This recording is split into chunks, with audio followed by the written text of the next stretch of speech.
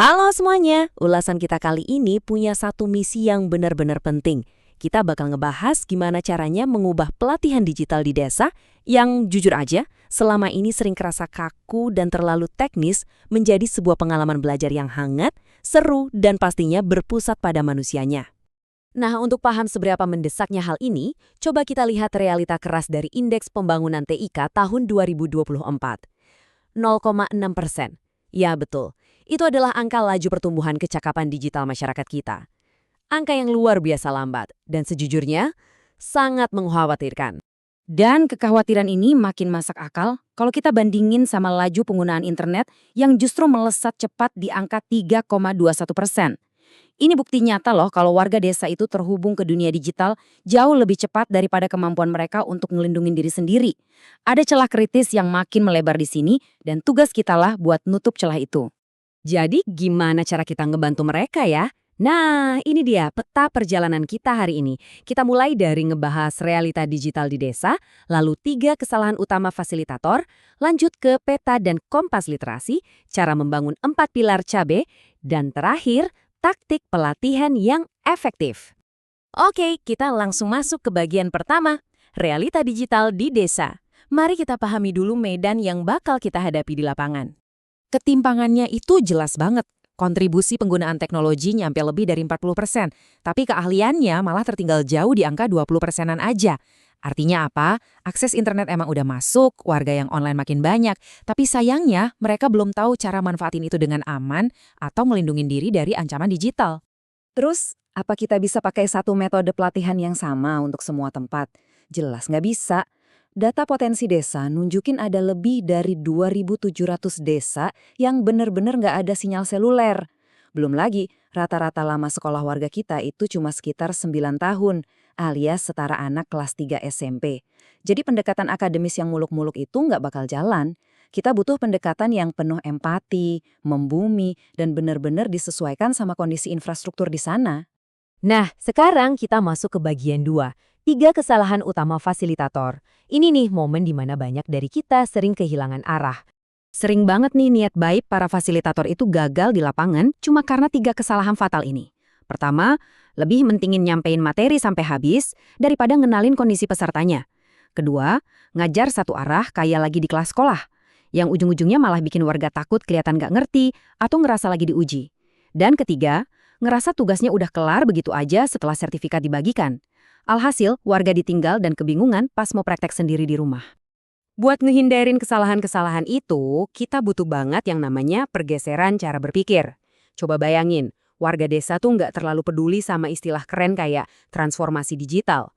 Mereka datang bawa masalah nyata. Gimana sih caranya biar akun nggak kena hack? Gimana cara baca info di grup WhatsApp dengan tenang tanpa kepancing hoax? Atau gimana cara promosiin dagangan mereka? Jadi, tolong tinggalkan logika teknis yang kaku itu. Kita harus pakai logika keseharian yang benar-benar nyambung sama kebutuhan hidup komunitas mereka. Lanjut ke bagian 3, peta dan kompas literasi. Disinilah kita mulai menemukan arah yang benar. Perjalanan menuju literasi digital di pedesaan itu hampir nggak pernah mulus dan lurus kayak jalan tol. Jalannya itu berkelok-kelok dan butuh ekstra kesabaran. Nah, biar fasilitator dan warga nggak ikutan tersesat dalam proses yang panjang ini, kita butuh sebuah peta jalan untuk ngasih tahu kemana kita harus melangkah. Dan pastinya, sebuah kompas untuk mastiin nilai yang kita bawa tetap di arah yang benar. Ini dia peta jalan kita, kerangka 4 pilar CABE. Singkatan dari cakap, aman, budaya, dan etika. Peta ini ibarat tulang punggung yang nentuin urutan belajar kita. Buat mastiin, kita fokus ngebangun kapasitas manusianya dulu, bukan cuma sekedar ngebedah fitur dari teknologinya. Dan untuk kompasnya, kita pakai prinsip 3S, sadar, saring, dan seimbang. Di titik manapun kita berada di peta jalan tadi, kompas ini bakal selalu ngingetin kita buat selalu sadar sama kondisi diri sendiri, saring setiap informasi yang masuk, dan ciptain hidup digital yang seimbang sama dunia nyata. Dan tahu nggak, keajaibannya bakal bener-bener kerasa saat peta dan kompas ini kita gabungin. Misalnya nih, waktu kita ngajarin pilar keamanan digital alias aman, padukan deh sama prinsip sadar dan saring. Jadinya, ngomongin keamanan itu bukan sekedar ngajarin cara ganti password, tapi lebih ke gimana ngebangun kesadaran kritis warga biar bisa ngenalin modus penipuan dengan tenang tanpa gampang panik. Masuk ke bagian 4, membangun 4 pilar CAB. Gimana sih cara kita menyusuri jalan ini, langkah demi langkah? Ada satu aturan yang benar-benar mutlak dan nggak bisa ditawar. Urutannya harus kronologis. Kita nggak mungkin ngajarin tata krama main sosmed kalau warganya aja belum tahu cara ngunci HP mereka kan? Jadi, fondasi dasar kemahiran alias cakap dan perlindungan aman itu wajib dibangun kokoh duluan. Kalau itu udah beres, baru deh kita bisa melangkah ke ruang interaksi sosial yaitu budaya dan etika. Di langkah-langkah awal ini, pastikan warga ngerasa berdaya, bukan malah merasa ketinggalan.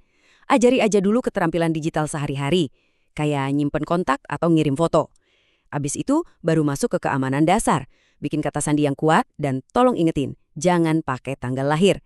Terus ajak mereka ngenalin pesan-pesan penipuan berkedok hadiah yang sering banget masuk ke HP mereka. Dan pastinya, selalu gunakan contoh nyata yang emang dekat sama keseharian di desa mereka. Nah, kalau fondasi amannya udah kuat, baru deh kita bisa bahas budaya dan etika. Perlu diingat, dunia digital itu bukan ruang hampa loh. Dunia digital itu ibarat perpanjangan dari balai desa atau pos ronda mereka, di mana nilai gotong royong dan rasa saling menghormati itu harus tetap dijaga. Kita harus ngajak warga buat berpikir jernih sebelum nge-share sesuatu, biar kerukunan dan keharmonisan di desa mereka tetap utuh. Sekarang kita sampai di bagian kelima, taktik pelatihan yang efektif. Ini tentang gimana caranya supaya perjalanan literasi ini terus berlanjut. Pas kita beneran turun ke lapangan, ada aturan-aturan emas yang wajib banget kita pegang. Pertama, jangan pernah pakai istilah akademis yang bikin warga ngerasa terintimidasi. Sesuaiin aja bahasa kita sama bahasa mereka. Terus, jangan cuma asyik ceramah sendiri di depan. Perbanyak praktek langsung yang ngelibatin mereka. Dan yang paling penting, ciptain suasana belajar yang aman. Bikin mereka sadar kalau nggak ada yang namanya pertanyaan bodoh. Dan semua orang bakal dihargai walau belajarnya mungkin sedikit lebih lambat. Langkah yang paling krusial justru ada di tahap paling akhir, yaitu tindak lanjut. Jangan pernah ninggalin warga tanpa panduan setelah acara selesai. Kasih mereka ringkasan sederhana yang gampang dibaca. Bantu mereka nulis komitmen personal tentang satu aja kebiasaan digital yang pengen banget mereka ubah. Dan pastikan ada pahlawan lokal di desa itu yang bisa jadi tempat mereka nanya-nanya setelah kita pulang. Sebagai penutup, saya mau ngasih satu pertanyaan krusial buat sama-sama kita renungkan. Apakah selama ini kita datang ke desa cuma buat ngajarin warga cara nekan tombol-tombol di internet? Ataukah kita sebenarnya sedang mempersiapkan mereka agar mampu hidup, berinteraksi, dan berdaya dengan aman di tengah realita dunia yang kini serba digital? Jawaban dari pertanyaan ini pastinya bakal ngubah seluruh makna tugas kita ke depan. Terima kasih banyak udah nyimak ulasan kali ini dan selamat bertugas membawa perubahan di lapangan.